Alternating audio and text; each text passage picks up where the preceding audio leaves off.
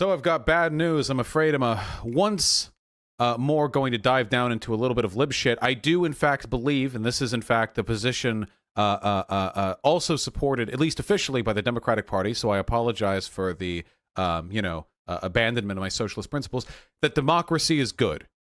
That is a position that I hold. Turns out not everyone agrees with me, one of those people being Donald Trump. Look at this. The Democrats have abandoned the American people over the simple subject of politics.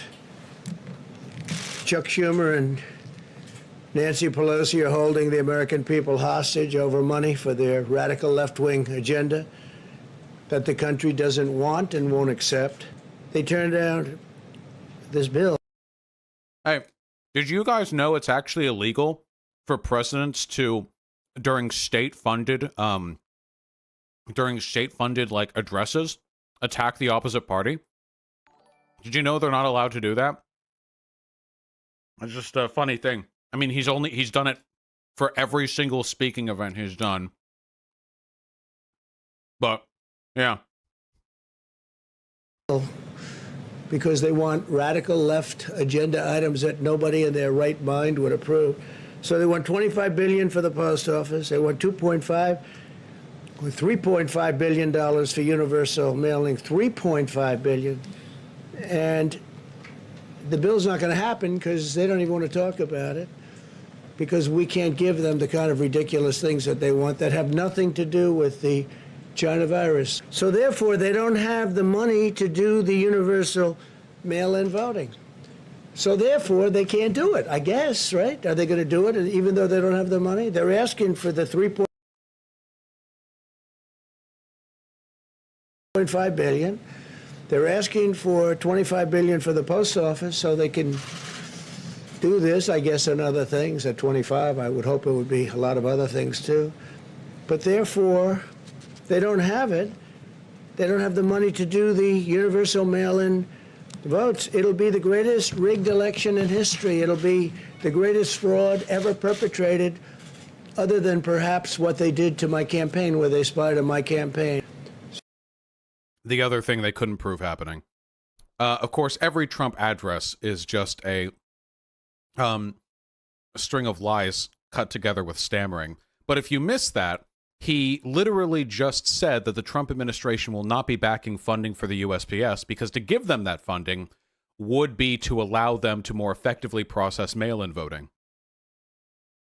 Now, most presidents are smart enough, if they plan on interfering with the election, to not admit they're interfering with the election. You know?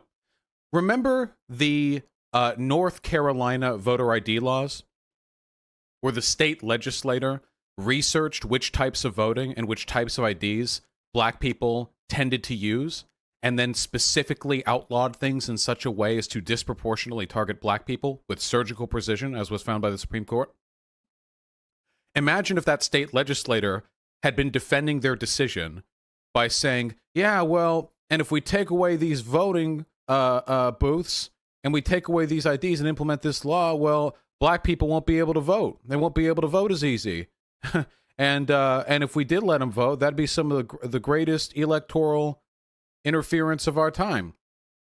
I want you to imagine that, if you will. Imagine that not only did they deliberately attempt to rig the votes, but they were stupid enough to just plainly state it.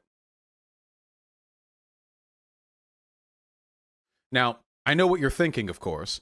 There's a big difference between saying that you are preventing black people from voting and saying that you're preventing mail-in votes from happening.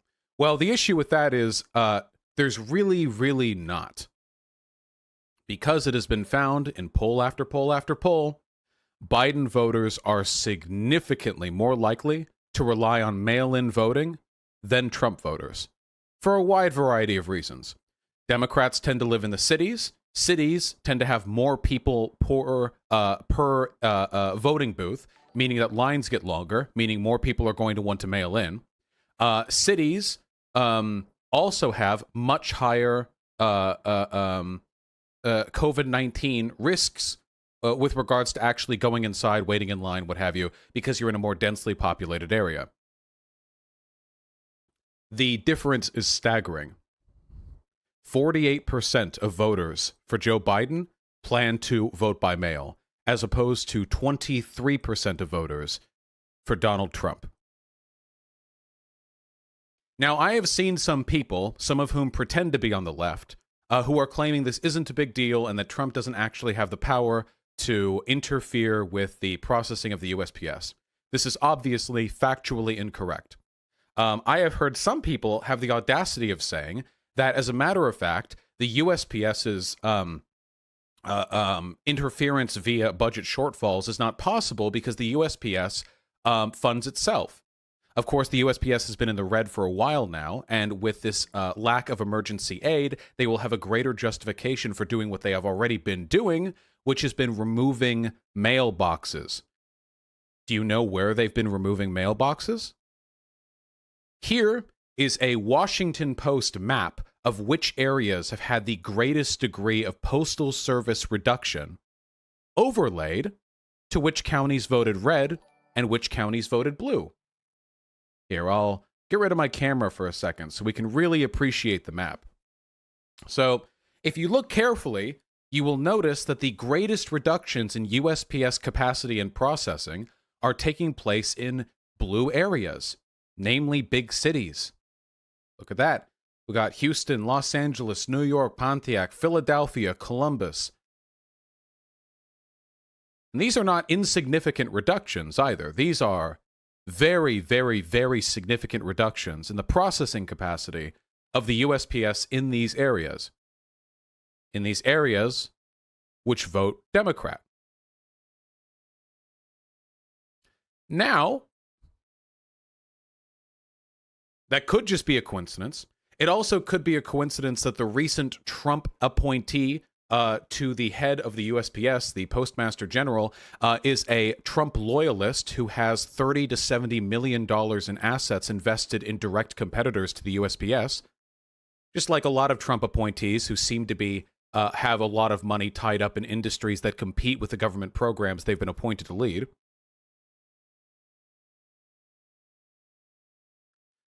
Now, the issue we have right now, we don't know, factually, the degree to which the disempowerment and defunding of the USPS is going to actually influence the election. We don't know. It's not possible to know. Will votes just get lost in the mail?